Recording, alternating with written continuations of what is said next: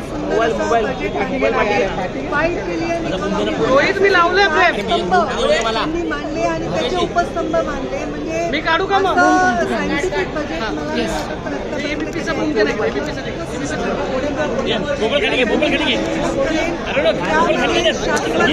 खाली होत नाही मी कहा ना तिकडून हात काढून गुण पुढे करणार हा आवाज आला पाहिजे मागून बोलतो त्याच्यामध्ये जाहीर करण्यात आलंय ते सर्वात स्वागतार्ह गोष्ट आहे. जे लोक रेग्युलर कर्जचा परतावा करतात त्यांच्यासाठी सुद्धा प्रोत्साहनपर योजना त्यांनी डिक्लेअर केलेली आहे. आमच्या पशुसंवर्धन खात्यासाठी त्यांनी आमची ग्रामीण उद्योजक योजना स्वीकारलेली आहे आणि त्याचं पण त्यांनी आज जाहीर केलेली आहे.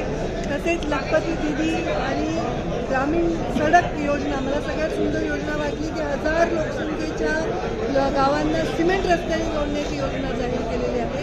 पांढरण रस्त्यांना यंत्रसामुग्री वापरून पांढरण रस्ते करून शेतकऱ्यांचा प्रश्न मिटवण्याच्या संदर्भामध्ये त्यांनी योजना जाहीर केली आहे. शेतकऱ्यांच्या मालाला न्याय मिळावा याच्या संदर्भामधल्या एक चेन उपलब्ध करून देण्याची त्यांनी आज जाहीर केली आहे.